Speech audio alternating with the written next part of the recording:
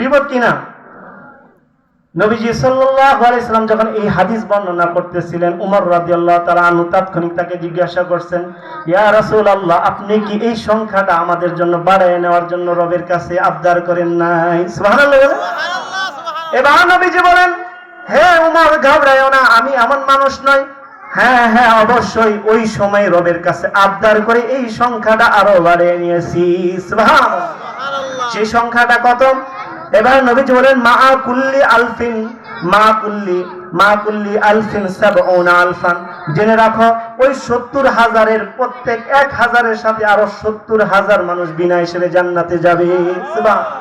তাহলে এবার 70 গুণ 70 490 কোটি। কথা বলেন, 490 কোটি মানুষকে আল্লাহ তাআলা বিনা হিসেবে জান্নাত দান করবেন। সুবহানাল্লাহ। আর একটু জোরে বলেন না সুবহানাল্লাহ।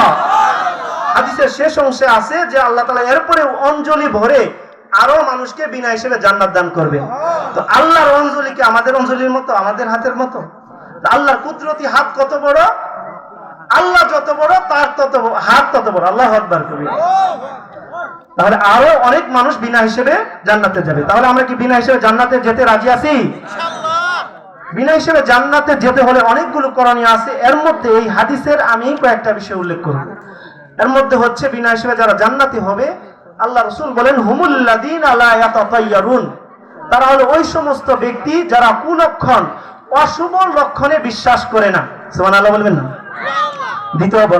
দ্বিতীয় নম্বর হলো লা ইয়াস্তারকুন, যারা শরীয়ত গর্হিত পন্থায় জার ভোগ করে না। এরপরে ওয়ালা ইয়াক্তাবুন, যারা লোহা গরম করে অন্যায় পদ্ধতিতে সুস্থতার জন্য দাগ দেয় না।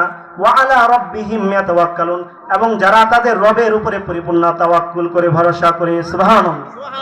এক নম্বর বিষয়টাই আমি বলবো, সেটা হলো যারা অশুভ লক্ষণে বিশ্বাস করে না। এই অশুভ লক্ষণে যারা বিশ্বাস করে, একদম ভালো করে বুঝে নেন, এরা বিনা হিসেবে জান্নাতের লিস্ট থেকে বাইরে। আর কয়েকটা আপাতত বলি, কি বলেন? এক নম্বর একটা অশুভ লক্ষণ আমি বলি, খুব প্রচলিত আমাদের গ্রাম অঞ্চলে, শহরে, সব জায়গায়। সকালবেলা যখনই দোকানটা খোলা হয়, কেউ যদি বিপদে পড়েও বাকি নিতে আসে, বলে সকালবেলায় প্রথম বাকি দিলে ব্যবসা কি হবে না? বলে কি না? ব্যবসায় কি হবে না? কথা বলে না। আপনি কি ঠসা হয়ে গেছেন? ব্যবসায় কি হবে না? এটা হলো অশুভ লক্ষণ। বরকত দেওয়ার মালিক কে? আল্লাহ।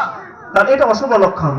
2 নম্বর, সংক্ষেপে বলতেছি, মাথার উপরে কায়ে ডাকতেছে, বলে না জানি কোন বিপদ আমার উপরে আইতেছে গো। এগুলো মহিলাদের মধ্যে আছে কি নাই? হ্যাঁ, এগুলো বিশ্বাস করে। এরপরে নারীদের মধ্যে খুব বেশি সমস্যা, রাতে সুতির পানি বাইরে ফেলানো যাবে না, বলে না? সকালবেলা বলে মহিলা পরিষ্কার না করে চুলা জ্বালানো যাবে না, বলে কি না? এগুলো কুলক্ষণ, অশুভ লক্ষণ বিশ্বাস করে। এগুলো সম্পূর্ণ শিরিক। সম্পূর্ণ কি বলেন? এরপরে বলে মানুষ মারা গেলে 3 দিন পর্যন্ত বাড়িতে আগুন জ্বালানো যাবে না। নাউযুবিল্লাহ বলবেন? আগুন জ্বালানো যাবে না। আসলে বিষয়টাকে, বিষয় হলো, একজন মারা গেলে তার মানে যার প্রিয়জন মারা গেছে, তাদের তো দিল এমনি ব্যথায় ব্যথিত থাকে, কিসের রান্না বান্না?